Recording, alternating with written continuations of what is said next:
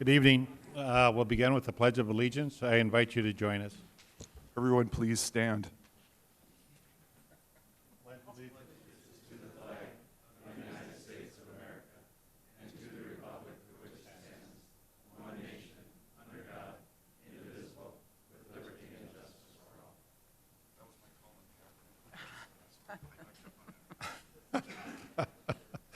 Roll call, please. Strand. Here. Gehrig. Here. Grinberg. Here. Peppercorn. Mahoney. Here. I'd like to thank you all for coming to this evening's City Commission meeting. We'll make a few comments at the beginning. We're very proud to welcome the U.S. Corps of Army Engineers Commander General Todd Simonette to Fargo last week. The General was in our community to inspect flood protection efforts currently underway and discuss the diversion project with community leaders. He said he was most impressed with the collaboration of the team in the Fargo-Moorhead area and feels that our project will be a model P3 partnership that others across the nation and the world will use to model for similar projects. I'd also like to thank Senator Hoeven and Congressman Peterson for taking part of this discussion on this vitally important project. As you know, we broke ground last week for 150,000 square foot Fargo City Hall. The project has been years in the making and is vitally necessary for the future success of the City Fargo organization and its employees. When the original City Hall was constructed in 1958, our city population was 47,000 residents. Today, that number is approaching 120,000. It's an increase of 155,000. Clearly, our city has grown and continued providing quality service and also the number of employees. It really takes people to provide excellent service. We've worked very hard to design City Hall so that it's feature innovation as well as boasting efficiency for the future of Fargo. I think you'll find that it'll be very easy for people to get in and out and do the business they need to do with the city. You can check the construction status anytime logging on City of Fargo's website and clicking City Hall Construction button. The other thing we have going on this week is this afternoon we announced the call for public art possibilities. We are looking for ideas and inviting members of the public to reimagine Fargo's public realm and civic life.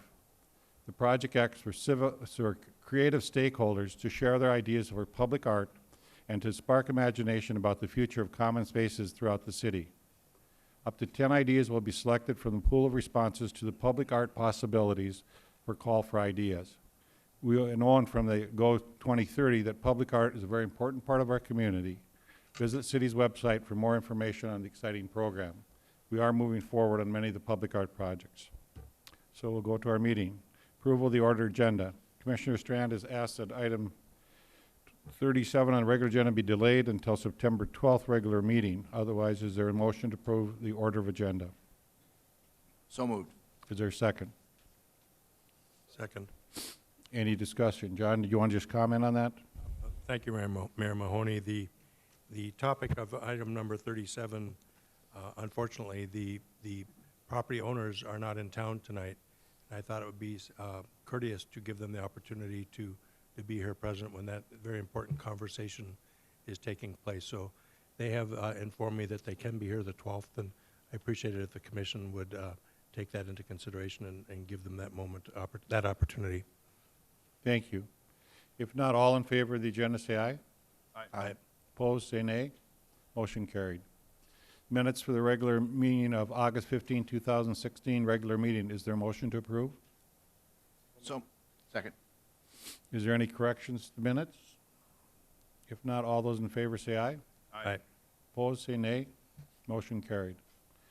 Is there a motion to approve consent items 1 through 32nd, or 32?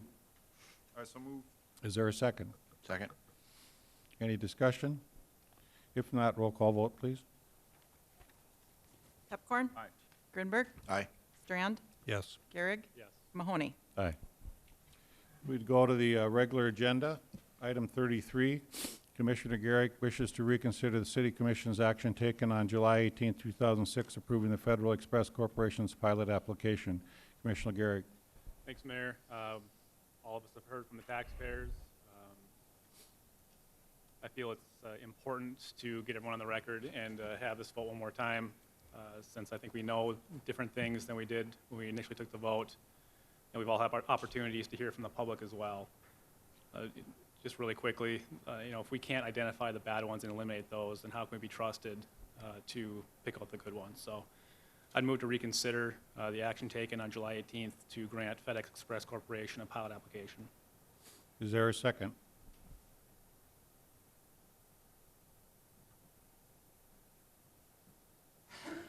No second? We'd go to our next item. I think we can go to appointments. Item 35. You have my recommendations for the appointments to the Housing and Redevelopment Authority. Is there a motion? I so move. Is there a second? Second. Any discussion? Roll call, please. Pepcorn? Aye. Grinberg? Aye. Strand? Yes. Garrick? Yes. Mahoney? Yes. Appointments, Election, and City Governance Task Force. You have the Commissioner's recommendation. I would like to discuss this a little bit. If you or Commissioner Garrick want to talk about it. Commissioner Grinberg? Sure, I'll make the motion. Is there a second? Second. Is there a discussion, please? Mayor Mahoney, Mr. Strand? if I might, when we were charged with this task of naming folks, one of the desires that was shared with us by Commissioners Pepcorn and Garrick was to make sure we have some diversity in the membership, and even, for example, the name League of Women Voters was mentioned. I know we have one woman in this task force, but if it would be possible, I wouldn't mind suggesting or moving to amend this so that a designated person or representative at their choosing of the League of Women Voters could be an ex officio member of this committee. Discussion? I'm in favor of that too. If you want to make a motion, I'll second it, John. I will move that a representative designated by the League of Women Voters be included in this task force as an ex officio member. Second? Second. Any discussion on that motion? Commissioner Garrick? Or Grinberg? Thank you, Commissioner Strand. I don't have any particular problems with that. When Commissioner Gary and I followed up and worked out a plan, we came up with what made sense at the time, and if the will of the commission is to put another designee, and I'm okay with that. And, Are you and my pleased with the apologies, people you have? Yes. I think it's a good representation, is that right? Mayor Mahoney, my apologies, I misspoke. I think I said Commissioner Pepcorn there perhaps, but I meant Commissioner Grinberg. Okay. We'll take a roll call vote on that first. We're going to add the ex officio member from the League of Women's Voters nomination. Strand? Yes. Pepcorn? Aye. Garrick? Yes. Grinberg? Aye. Mahoney? Aye. Now can we go ahead with the appointments? Do I have a motion to approve? Or I already had that, I'm sorry. I think we have that. Commissioner Pepcorn, did you want to say something? Can I ask a question? So I know we're going to continue number 37. Should we just wait with the whole discussion just until the next meeting? That's the plan. Okay.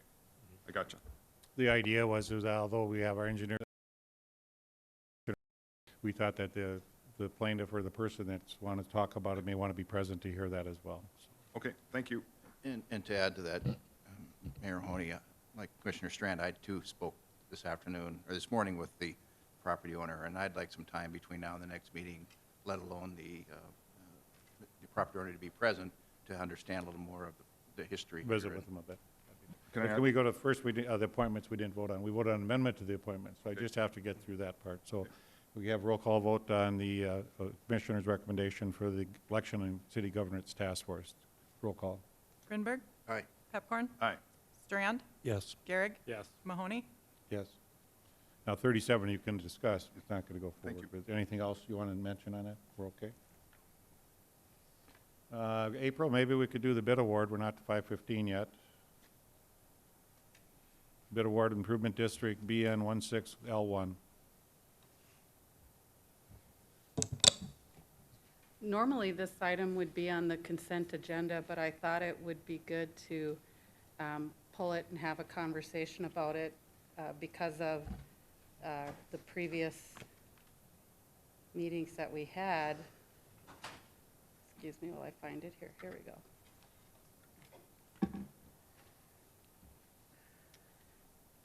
The previous meeting we had where the, I don't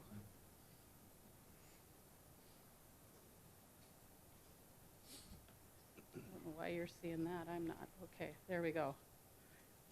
where an adjacent property owner opposed the rezoning of the property on a previous plat here just a couple weeks ago. At that time, they mentioned that they did have a concern about this upcoming paving project and the impact that would have on their special assessments.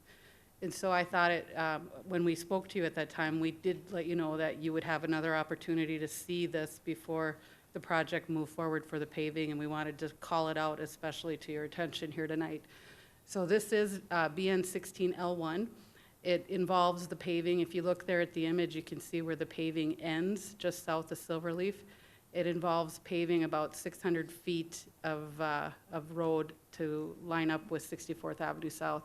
In addition to that, there's some underground utilities that will go in. A storm sewer would get installed, and a sanitary sewer line. Currently, they do have a gray line, which picks up the runoff from their septic systems, but the septic systems will be required, is required to go away on the lot where the house has been moved in. But the other property owners would also be required to tie on to the new sewer line if and when their septic systems fail. So we did put the project out. We had a really good response, and the engineer's estimate for this was about $317,818, and the actual low bid came in at $201,982.40. So that's about 64% of the engineer's estimate. I did have a conversation with the gentleman who was here to protest the rezone, and he was very happy with the bid price as it came in because it did lower his special assessments pretty close to $60,000 overall for that property owner who owns multiple large lots in the area. So he indicated to me that he was comfortable with us moving this forward. We did not receive any formal protest to the paving project. However, we did also do a review of existing agreements that are out there with these property owners, and they have waived their right to protest as well. So at this time, we have no protests. We do have a very good low bid, and we are recommending award. Can you bid some more stuff? It really looks good right now. It's a good market right now, yes. Can I have a motion? Mr. Chairman, I'll make the motion to approve the bid to George E. Haggard Incorporated in the amount of $201,982.40. Is there a second? Second. Any further discussion? Commissioner Strand? Mayor Mahoney, Ms. Walker, just so I get it clearer, what's the status of the flood plain there where this pavement and this project is going into?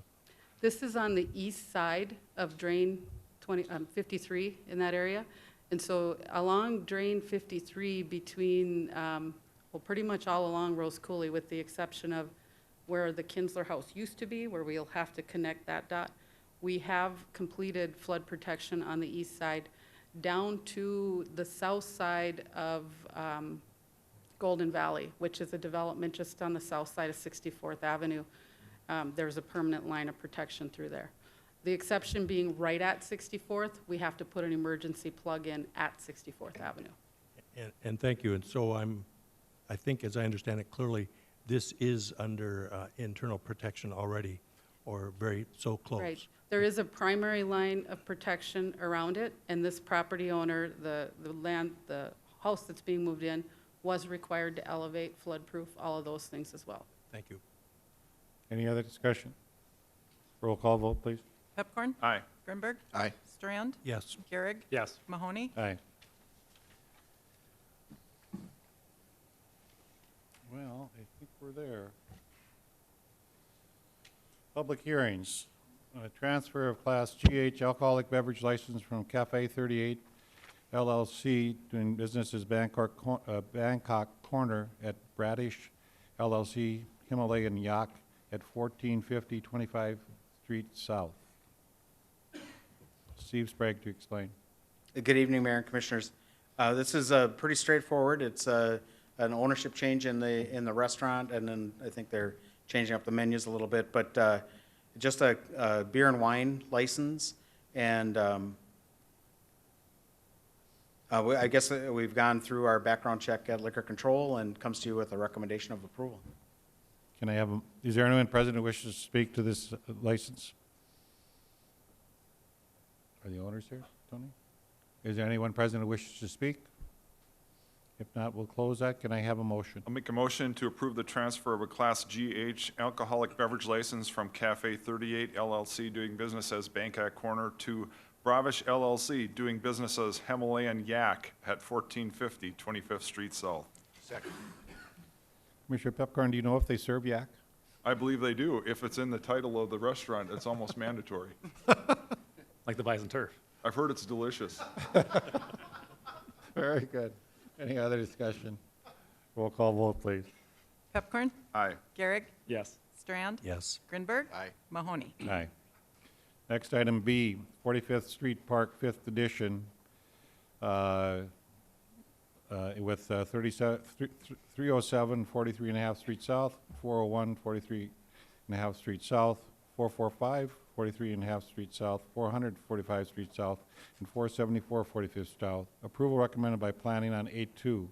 Zoning change from agricultural, general commercial, and limited industrial to conditional overlay, general commercial, limited industrial, with a conditional overlay in public and institution. First reading rezoning ordinance and plat of 45th Street Park addition. Nicole Crutchfield can explain this. It sounds complex. Good evening. It is a little complex, but I'll walk you through it here. So basically, what you have in front of you shows a depiction of land that is owned by two different property owners, three different property owners, including the city of Fargo. And the area that's in red, general commercial, basically what the applicants are looking to do is, see, don't have a mouse here, is basically reorient this existing stormwater pond and replat so that the red and the light gray join together. So the Planning Commission did look at the replat and the zoning and voted favorably for it on August 2nd. And so basically, the aerial helps explain it a little bit better. The property owner to the north, Jim Rohr's development, is looking to expand the parking lot to the east. Bringing along with it, as you see, the southernmost tract is a landlocked parcel, and so we wanted to work with that property owner to make sure they weren't landlocked. And so you'll see a little bit of right-of-way dedication on the plat. It's kind of hard to see with all the other line work, but basically a quadrant of the cul-de-sac that would be originally planned for would be dedicated as part of this plat. So basically, on the easternmost, I'll go back to the aerial, you'll see the pond runs east-west on the northern tract. That is going to be realigned to run north-south and pushed over to the eastern property lines. And so they are in the process of working with the city engineering, and I imagine if you haven't seen it already, the developer's agreement would be coming forward in front of you to do some land negotiation about with the stormwater pond. And so I'd be happy to answer any questions. Staff doesn't have any concerns. We do have a number of conditions related to the approval that you'll see in your packet that talk about the plat and the amenities plan being reviewed and approved by the city engineer prior to recordation, and that the stormwater pond be a developer agreement be signed and executed by the developer and the city of Fargo, and you would see that back in front of you. Is there anyone present who wishes to speak to us in regard to this rezoning? Is there anyone present who wishes to speak? Hearing none, do I have a motion? So moved. Is there a second? Second. Is there any discussion? Everybody happy with this one? Commissioner Strand? Thank you, Mayor Mahoney. If maybe Nicole could come back up and just explain this a little further to me, so I believe we're on the same page, or these messages are. However, the applicant has requested that the subdivision application be presented for consideration by the City Commission prior to the submittal of the final plat against the recommendations of staff. And then, of course, where the desire and agreement to provide the developer agreement has been finalized yet either. So then it leads on to, because these necessary documents have not been yet completed, the staff is recommending conditional approval of the application contingent upon these items being completed. My question is how do we know these agreements will be satisfactory? or in compliance or meet the approval of the commission if we don't know what they are yet? I think it's a good question. We are taking things a little out of order that you've normally seen. Basically, I think that Jim's here to explain it a little bit more detail. We won't record the plat until these items are completed, and so we'll, as staff, hold this item until you agree on the other items that come in front of you, but I'll let Jim speak to that. Normally, we would have engineering complete their technical review, and then we would advertise. Once the engineering is done, before we can get this to you, it's often 3, maybe 4 weeks to get those advertisements in. These technical reviews are backed up by about 2 months right now, and so rather than wait 2 months for this review to get done and then a few more weeks, we'd ask you to approve it tonight, pending that engineering technical review. So the minute the technical review is done, they can go to the courthouse and file it. So it speeds up the final recordation of plats by, I would say, on an average of 3 weeks. So that's why I've asked, I think we did one last time, and we'll continue to do that if you're comfortable with it. This engineering Is that review, to speed up the build, or what is that to do for? sometimes they can't build until the plat is done. In this case, it's a rezoning too, so you're doing final approval on the zoning. Normally, we do that with the plat. So we didn't want to delay the zoning and the plat because we've got a review and engineering that needs to be done. Their review is whether or not the surveyor would have made some 1-degree mistake or there's some technical review in the description. So it's not something that's going to be completely different than what you see now. I believe as far as the development agreement, is that in final form, Nicole, or does that need to be written? No, it needs to be drafted. So that would have to be drafted before they're actually going to be able to get the building Commissioner permit. And Strand. that would come back to the city commission. Thank you, Mayor Mahoney. I'm not opposed to this project at all. My concerns are simply process and not putting the cart before the horse. So I just am unable to vote yes on this until those terms have been satisfied. That's just where I'm at. Okay. We used to just bring these to you and then do the technical review afterwards, and then we kind of shifted processes quite a few years ago and tried to get the technical review done so that they could get recorded right away. I don't know if our city attorney has any concern with this process. If you're comfortable with it, it certainly works probably better for people that are waiting for their plats to get approved and may have their building permits being held up while the engineers are trying to figure out whether the plat has all the technical language in it.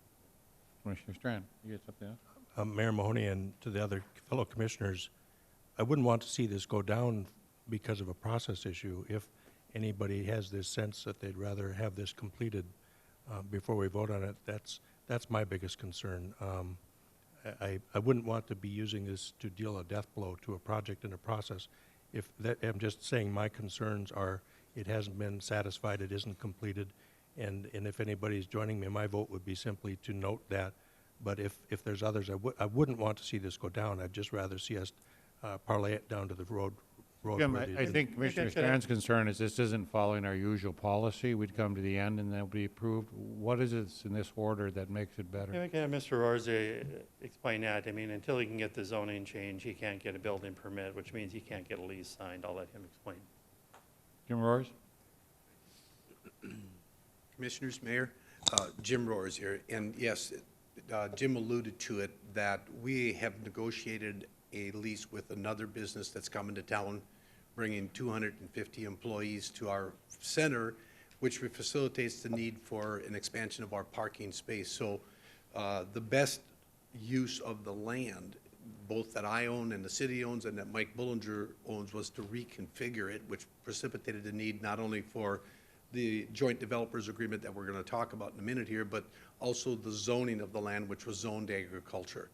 And so we went through a lot of work to get that zoned properly. Consequently, the calendar keeps on going.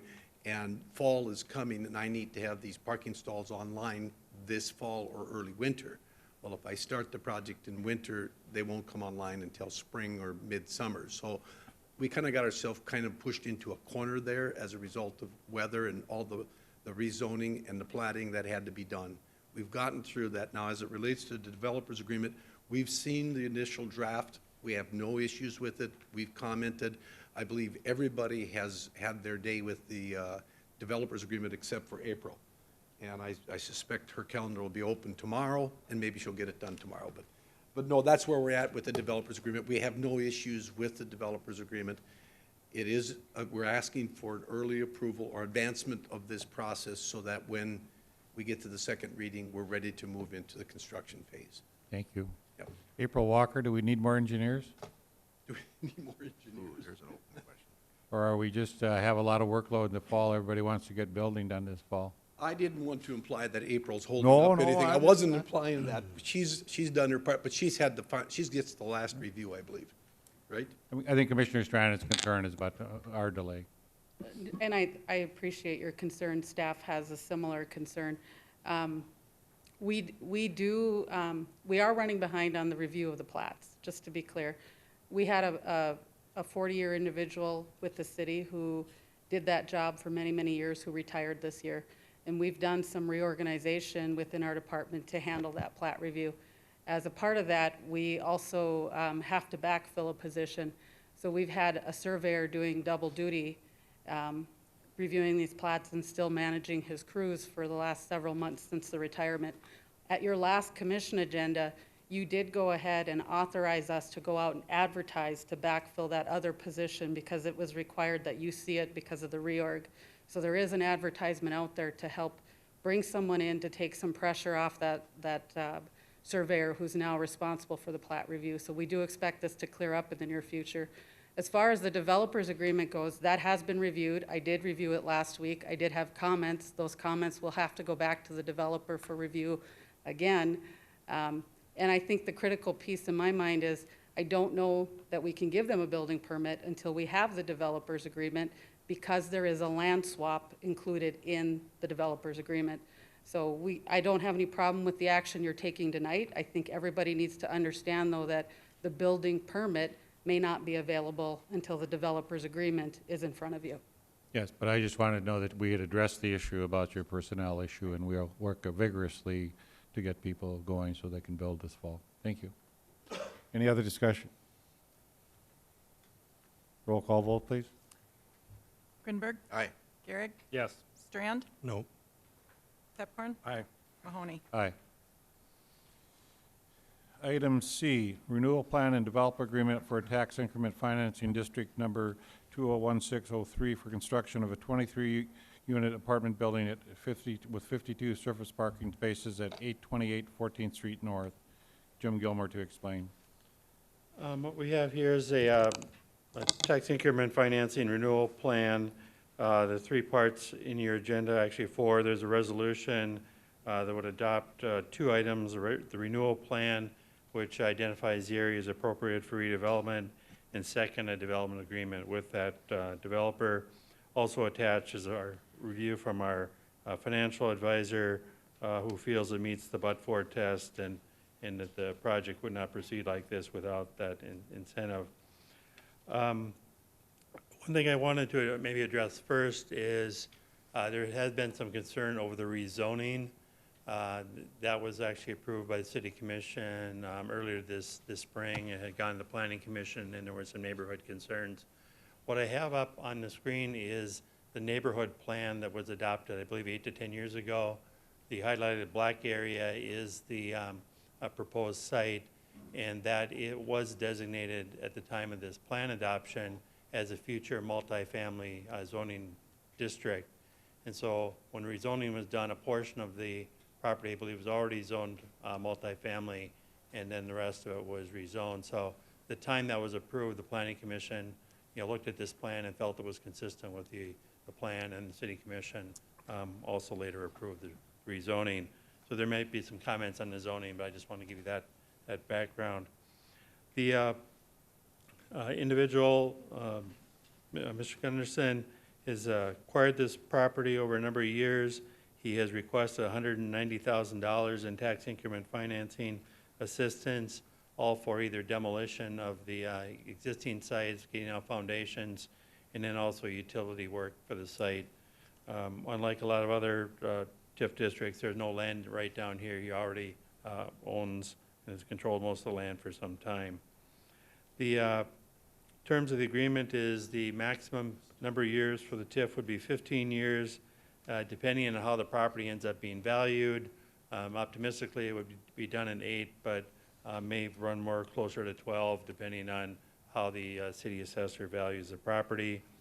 The existing housing stock on the site was in very poor condition. A lot of it was torn down, quite small homes, bad foundations. As this plan identified, it seemed to be more appropriate for redevelopment to multifamily.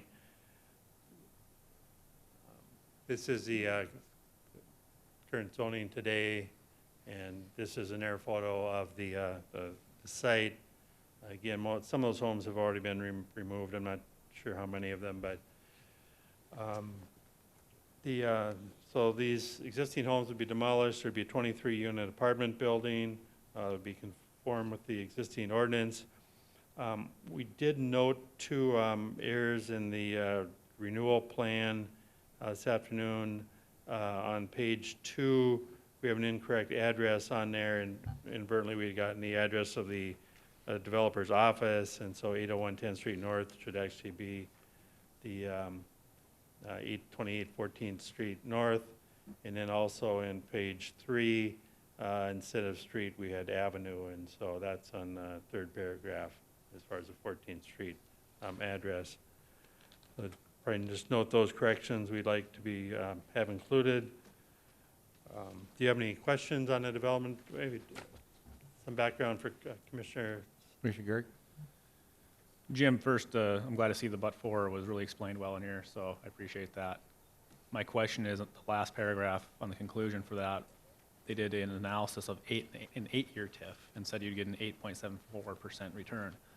This is a 15-year, probably more like a 12-year. Why wasn't 12 or 15 years considered? Because obviously you're making a higher rate of return after those 8 years.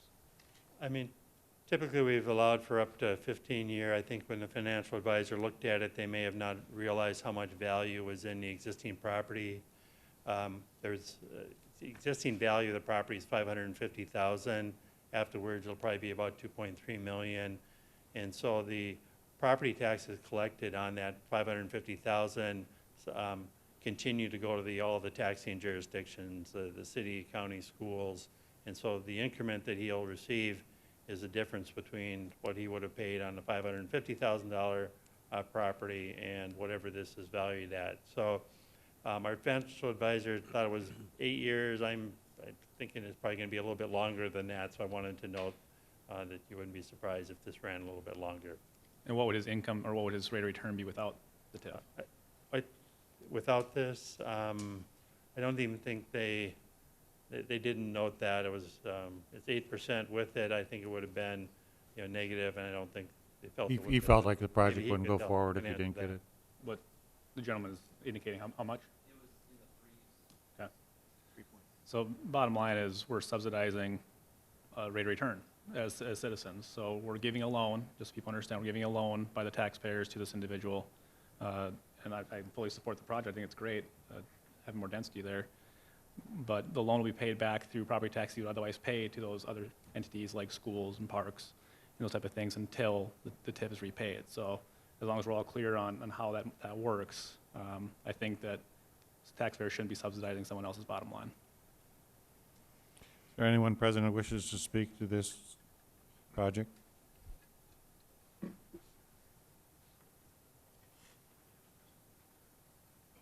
Is there anyone present who wishes to speak? Hello, I'm Jim Laskowicz with the Roosevelt Neighborhood Association. I live at 1016 College Street in Fargo, about a block away from the proposed development, so just so you know where I live. As a neighborhood, we're not opposed to the developer or the idea of positive change in our neighborhood, as long as it's the right kind of change. But what we were opposed to is the idea of a large apartment building, higher density, kind of filling into our small residential neighborhood. The decision was made to go ahead with this project by the city commission vote, and so we are living with that decision. And we get that Fargo has a very generous tax incentive program that a developer would be foolish to not try to take advantage of, but there are two concerns that I'd like to share with you. First is that the developer, even after promising to do a great job of developing this piece of property, has really left it in a sorry state since last spring with debris, broken and dying trees, construction materials all over, and that's been several months that we've had to look at this. The developer should be held to a higher standard and should be asked to keep this property clean until construction starts. And second is that not only did we have to watch the destruction and removal of several single-family homes in this area, but now we're being asked to help to pay for it through this TIF. At some point, the City Commission needs to figure out that every developer request for money does not move Fargo forward. And the Commission should be more careful with how these requests are approved. Thank you.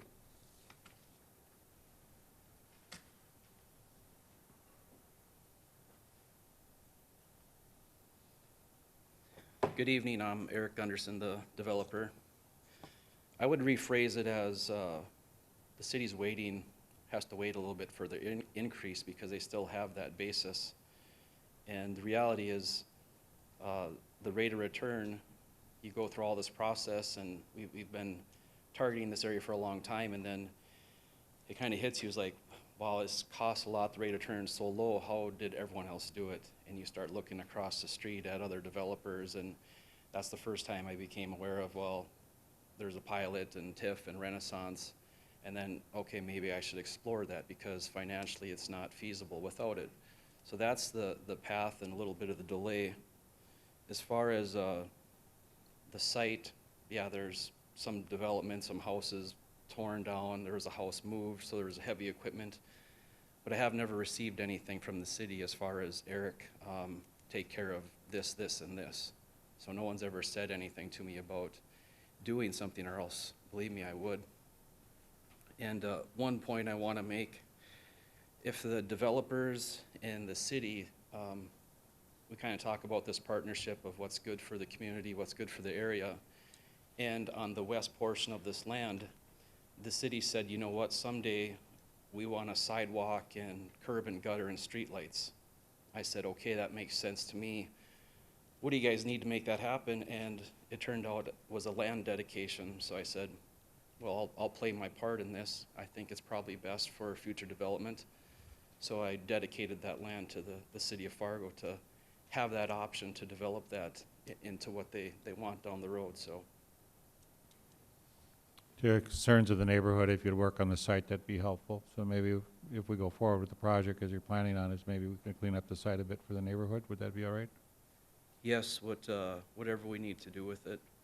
I know there's, yeah, once you really start, you get into all the fencing and water retention, all that sort of stuff. And Would you be starting this fall? if approved with the incentive, yeah, I would start this fall. I just think Roosevelt neighborhood is very vocal. They'll tell you if you're doing a good job or not, but it's just everybody, you know, it's hard when the growth and development goes on, but it's nice to keep the site clean, so. Yes. I think that they've mentioned that tonight. Any discussion, Commissioner Pepcorn? Eric, and maybe April, maybe you can answer some of these questions too, but there's some areas you're going to be adding some sidewalk and then also paving that alley. Is that correct too? Are you, and then the dedication, is that part of this? No, okay. the dedication's already taken place. Okay. That alleyway on the south, or which splits that, that's been taken care of, and I graciously said they could, when they're doing that, they could pile some dirt right there because we're developing anyway. So I think for them to get that done and service the tenants and whatnot on those other new buildings, I said, yeah, if you guys need to dump some dirt right here, it's empty lot right now, go ahead and do that to get that paved, that alleyway. And then, so eventually there will be curb and gutter on the west side of this at some point. That's basically what is that correct? That's the option they wanted to have, and they couldn't do Okay. it without the dedication.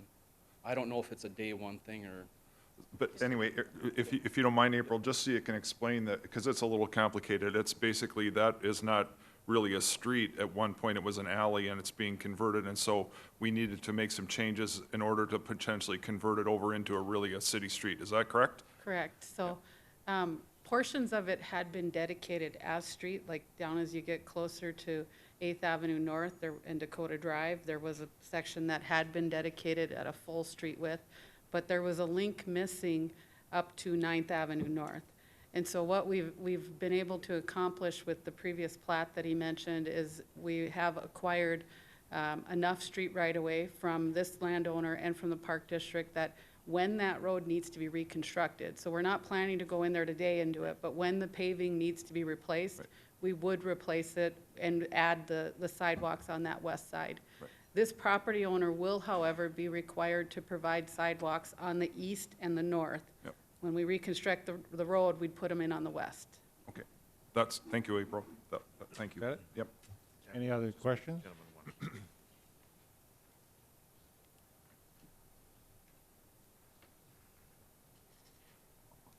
My name is Les Herbenson. I live at 1042 14th Street North. Long-term citizen of the area and stuff since 1982. I drove by this property yesterday. The so-called grandma's house, as Mr. Gunnarsson talked about his wife and everything and all the good times and stuff that they had in that house, was on, what do you want to call it, beams, and was being moved out. The other homes, that house was built in 1957. The home that I really bothered that was destroyed was the house that was built in 1995. And that's the newest house in the whole entire area over there on our area, and that was completely destroyed. But the other house was saved. And it was he hired a firm out of Litchfield, Minnesota to move the house and stuff, and where, I don't know wherever he moved it. But then making the point that these were small houses. Well, you look at it in Fargo, we have a lot of small houses, and why do we have small houses? Because that's what people could afford.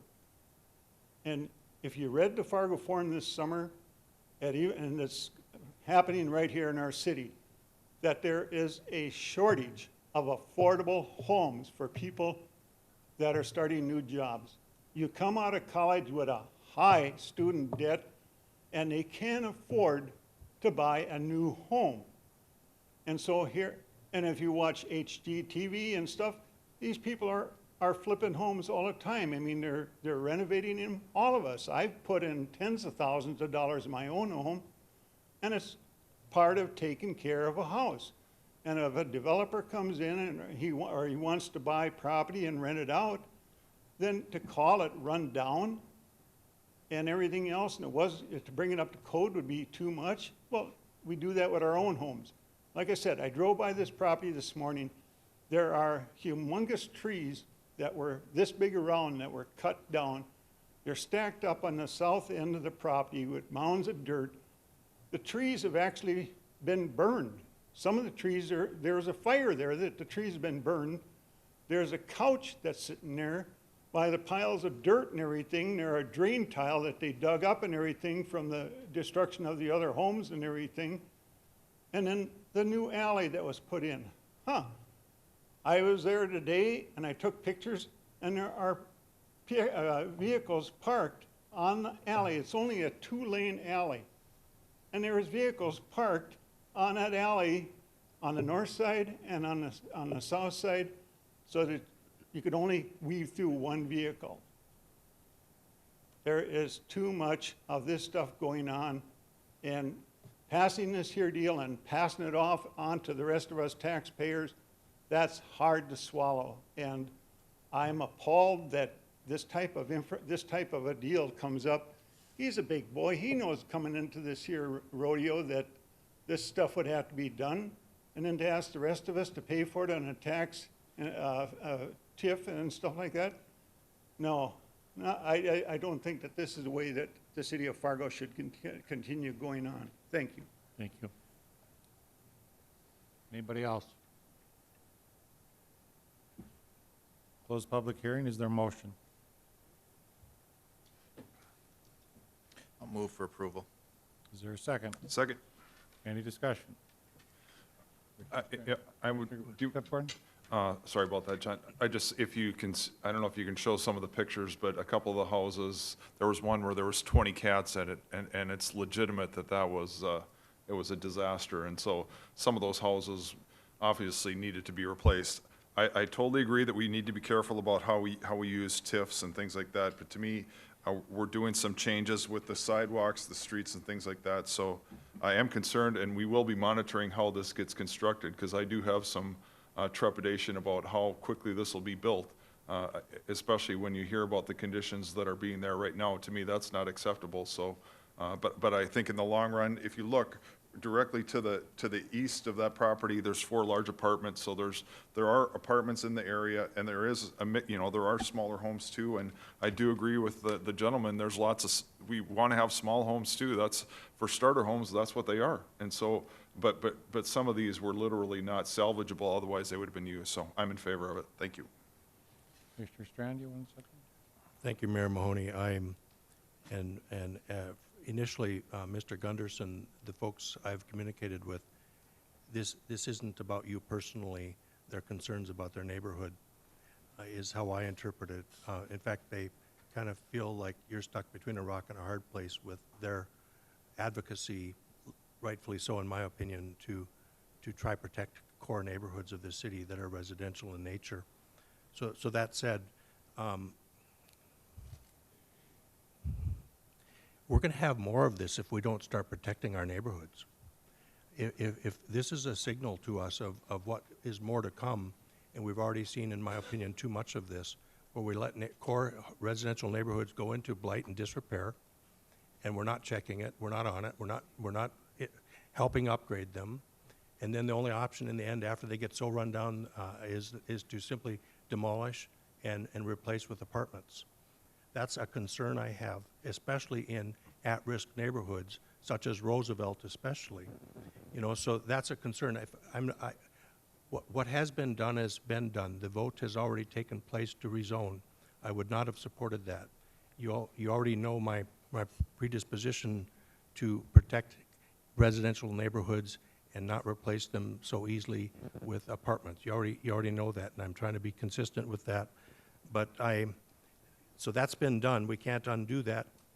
However, I can't justify using public funds for a project like this that's so antithetical to what I think is a core value of protecting our existing neighborhoods, protecting homes, improving homes, helping people fix up their homes, and don't let them get into such a state that this is the only best option. So I'll be voting no on the TIF. So Dan Molly in the Planning Department, we went over the hotspot neighborhoods throughout the community, and we have 4 real hotspots that are going on in that regards, Commissioner Strand. And it will be the mission of this commission to try to look at that and see what we can do for blight and what's going on in our single-family residential housings.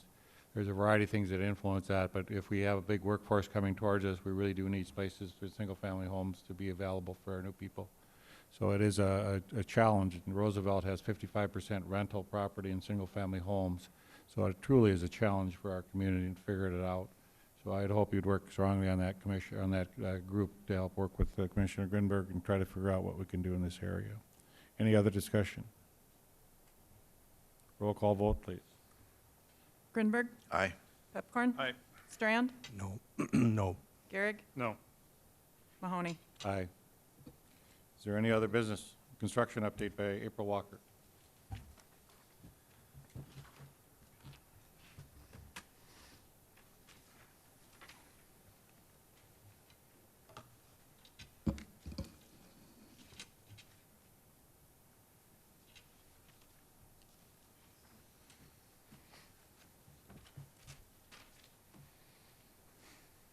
Well, Commissioners, I understand that you all received this earlier today via email, so there were just a couple of high points or milestones that I did want to point out rather than going slide by slide for you. So there have been no reported injuries or deaths since the last time we met with you. One of the biggest high points here, you're starting to see the plaza take shape along First Avenue North. So these are the photos of that area as that concrete was being poured, and it's looking very attractive.